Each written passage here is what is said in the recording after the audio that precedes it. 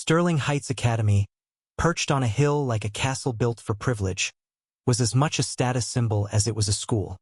It was where trust fund babies studied AP calculus before heading off to Ivy Leagues their families had donated wings to. It was where last names opened more doors than resumes ever could. In a place like Sterling Heights, it was easy to forget that merit even existed. But one Thursday morning, that was about to change. Janelle Brooks moved through the second-floor hallway like she had somewhere important to be because she did. Her earbuds pumped Kendrick Lamar in her ears and her dark brown eyes flicked toward the glowing red digits of the hallway clock. 5 minutes until her AP Calc quiz. Her pace was brisk, her thoughts focused, her grip firm on the single strap of her backpack. She didn't have time for games. But Sterling Heights had its own plans. Or maybe fate did. Standing in the middle of the hallway like he owned it, and to be fair, he often acted like he did, was Chase Whitmore. Blonde, 6'2", quarterback since sophomore year, the guy had the swagger of someone who believed he'd been born to rule and never been told otherwise. His grin was the kind that could disarm a teacher and intimidate a freshman. Today it was aimed squarely at Janelle. Well, Chase drawled, leaning back against the cherrywood lockers. His voice carried through the corridor, instantly drawing the attention of everyone nearby. Look what wandered out of the public school district. You sure you're in the right building, Brooks? The hallway buzzed. Students slowed, phones appeared, and every eye locked on them. Rule number 1 at Sterling. If Chase picked a target, you didn't get involved. You watched. Janelle sighed, kept walking. Move. I'm not in the mood. Wrong answer, Chase sneered. He stepped into her path, his broad shoulders casting a shadow over her. You don't belong here. This school isn't for people like you. Then he shoved her. Not enough to knock her over, but enough to humiliate. A line crossed. A message sent. Gasps echoed. Someone whispered, "Did he just?" Phones rose like they were on cue. This was no longer a confrontation. It was a show. Janelle slowly pulled her earbuds out, her face calm, unreadable. You really don't want to do this, she said. Chase laughed. Or what? Gonna cry? Call your mommy. Then he shoved her again. Harder. That's when it happened. In one smooth motion, Janelle dropped her backpack, stepped into his space, grabbed his wrist, turned her hips, and flipped him. He landed flat on his back with a heavy, breathless thud.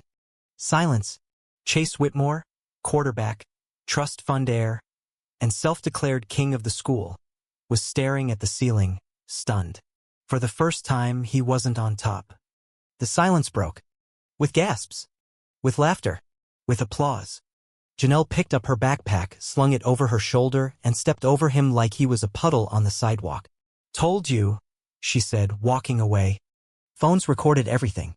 Someone shouted, World Star. By lunchtime, the video had spread like wildfire. Rich jock gets rocked by new girl was trending. The comments were brutal. Yo, she's a ninja. Teach me that move.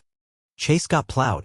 People who had never acknowledged Janelle before now waved to her in the halls. Some offered to carry her books. She'd gone from invisible to iconic in less than a day. But not everyone was celebrating. Chase wasn't humiliated. He was enraged. And he wanted to get even. The next day, during fourth period, Janelle's phone buzzed with a text from an unknown number. Meet me at the gym. After school. Let's settle this. She didn't hesitate. She knew exactly who it was. And she wasn't afraid. At 4:15, the gym was emptier, so it seemed. Janelle pushed open the doors, the echo of her steps bouncing off the high ceilings. Championship banners swayed in the air above. The sun filtering through high windows lit the polished wooden floor like a spotlight. Big mistake coming here, Brooks, Chase's voice growled.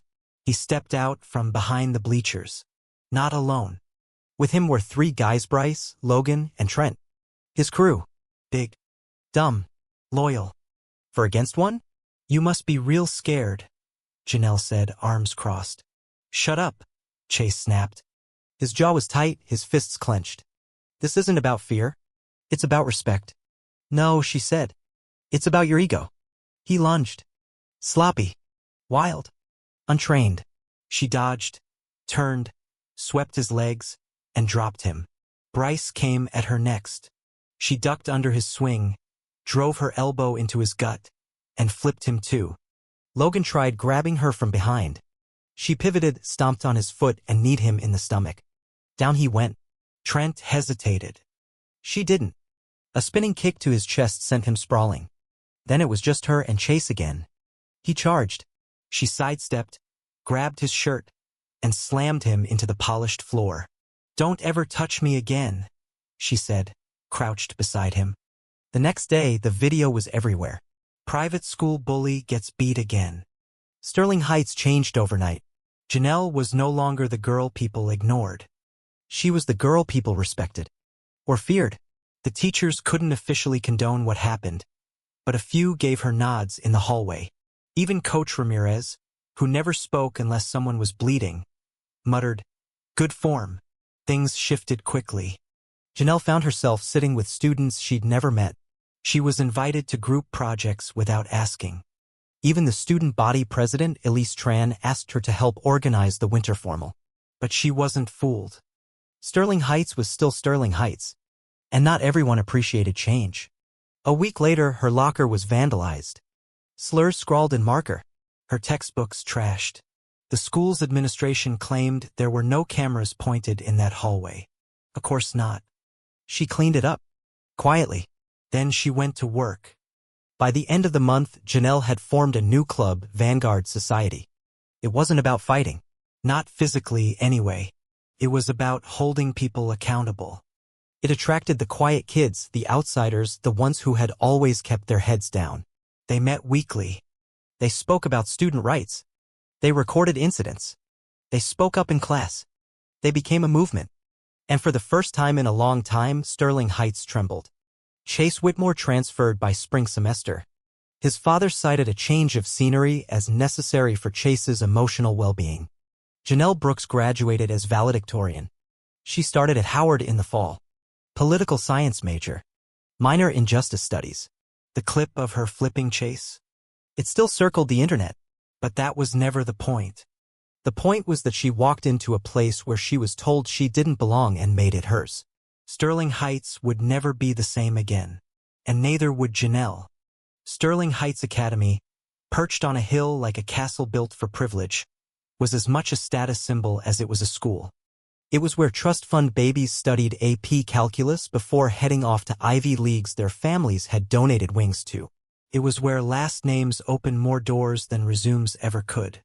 In a place like Sterling Heights, it was easy to forget that merit even existed. But one Thursday morning, that was about to change. Janelle Brooks moved through the second floor hallway like she had somewhere important to be because she did. Her earbuds pumped Kendrick Lamar in her ears and her dark brown eyes flicked toward the glowing red digits of the hallway clock.